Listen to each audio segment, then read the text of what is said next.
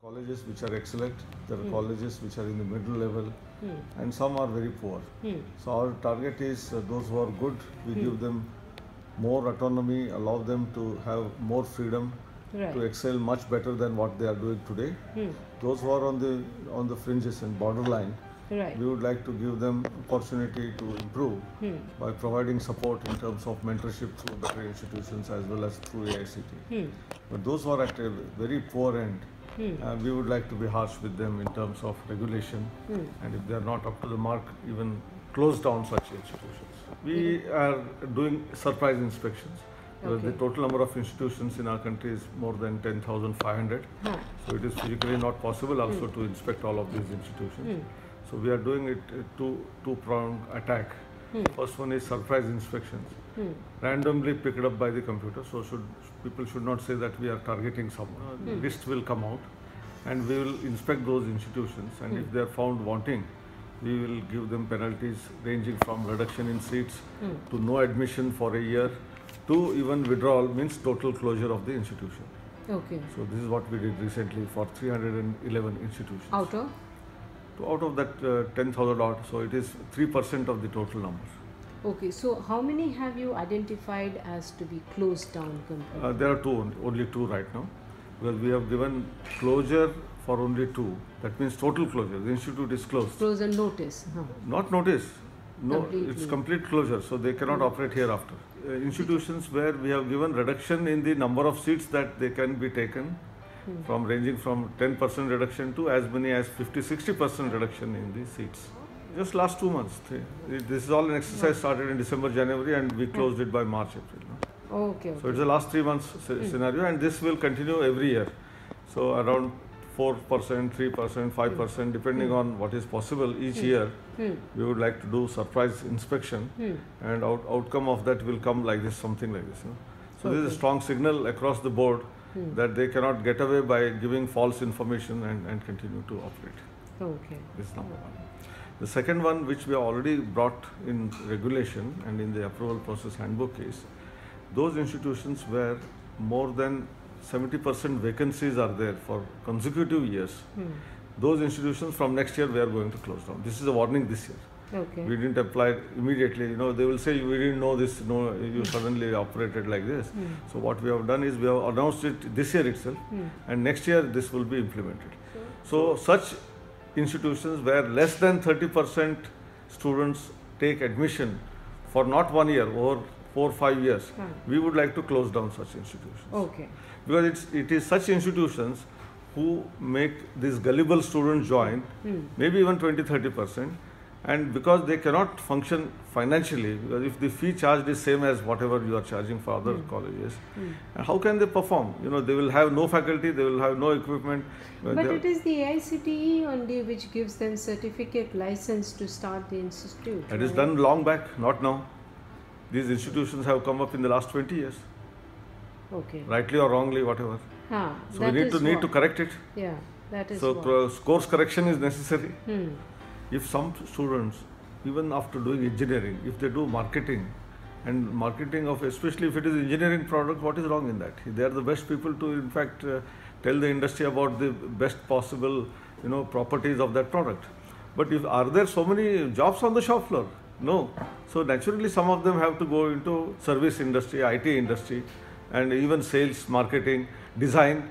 So they have to take all variety of, whatever you say, professional activities that are there under this domain. Two important initiatives in the last council meeting, 49th meeting, last week was 51st meeting. So last month itself, we had a elaborate. Since when? 51st meeting since when, sir? The April 27th was the 51st meeting. First meeting, actually. The first meeting was maybe 1987 or 1987. I'm talking about 51st meeting, but 49th meeting, about 2 months back, we had very elaborate discussion on all these issues. And we have a 10-point agenda we started off. One of the important things is curriculum revision. First and foremost important thing. And already committees have been set up with the professors from IITs and very important people in the field from industry. And they will come out with the curriculum which would become more employment, generation time. So that every student in their second or third year will have to go to industry and then participate in knowing what are the industry practices, whether it is in small scale, large scale, medium scale industries. Thereby they will come to know of actual industry practices, Right, yeah. and that is where their employability automatically starts improving. This is the second part of it. Third part, we are also getting industry people into the academia for taking the classes as adjunct faculty. Adjunct. So, adjunct faculty. So what it means is they may not be full-time faculty. They may continue to work in industry as a regular basis, but as maybe visiting professors. as visiting. It's something similar to visiting professor. They may come for one class in a week or two classes in a week and directly interact with students with the industry practices, problems, and how they are dealt with and all that. So what will happen is the faculty who is there, regular faculty, also will sit in those classes. So industry They also perspective get is a- learned by them as well. And we want students to go for internship. We also want faculty to go for internships, maybe once in 3 years, 4 years. Spend about 2 months in the industry and then get to know what it is. So all this will start churning action.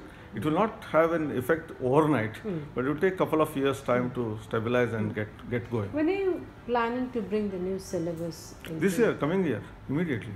We have 2017, 18? 17, 18. Okay. Our committees have been given target of June 30. We should get all this. They are working overnight. In fact, what we have suggested they should all come together in one place, stay 8 days, finish the job and go.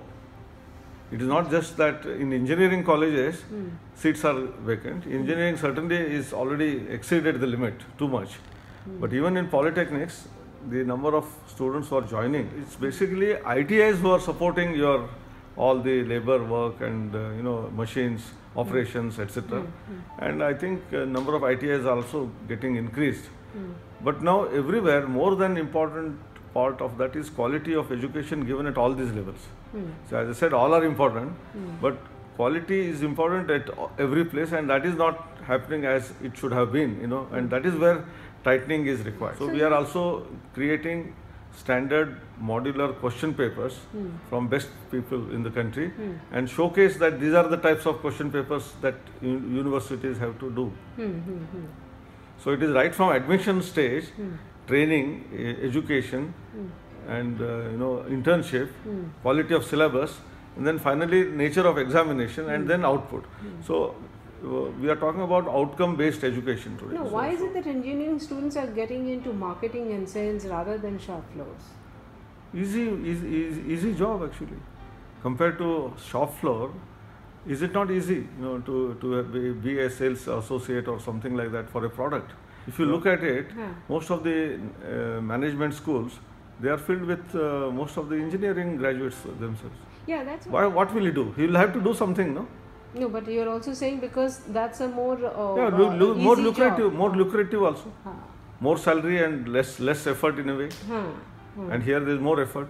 So unless the salaries in the shop floor are twofold more than this one, will not get attracted towards that.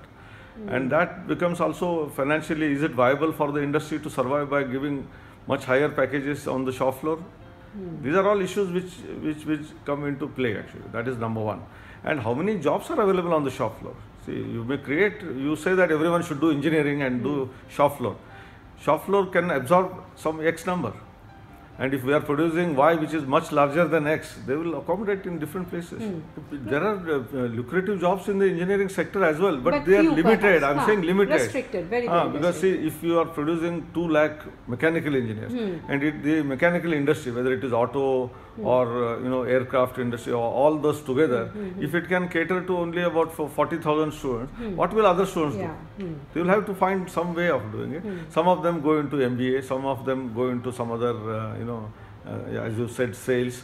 Some will become managers. So this is how someone may go to banks also. Actually, that's what is also happening. How do you plan to put together? What is required is we should have always started the institutions based on a futuristic perspective plan, which did not happen in the past. We are trying to do that as well. So we want to study from industry, understand what are the demands that are going to be likely to be there in the next 5 years, 10 years. short term and also long term. Yeah. And then we get to, because you graduate 4 years down the line, so if whatever we plan today, maybe 5 years down the line, that's going to be affected. So this input will come more from industry, the way they are going to grow. Industry bodies like CII, NASSCOM, FICCI, if they say that no, we require more electronics engineer in the next 10 years, maybe we have to support to create more engineering seats in electronics rather than in other disciplines. True. Similarly, today construction industry suddenly started booming, whether it is dams, bridges, roads, etc. So earlier, just 10 years ago, no one was taking civil engineering. Now today, many students are taking civil engineering. Okay. There are less vacancies in civil engineering, for example. Okay. So this is happening by market forces after observing the packages and the jobs available, and then there is some kind of adjustment happening. But why not study in advance and see what is likely to be in greater demand in the 5 years down the line, 10 years down. That may help in a better manner than what is happening today. So this is one. Secondly, we should not worry also too much about what you are saying all the time, that there are more people produced, why are they going into sales, etc. But if quality of education improves substantially, then why in India? The whole globe is at our doorsteps.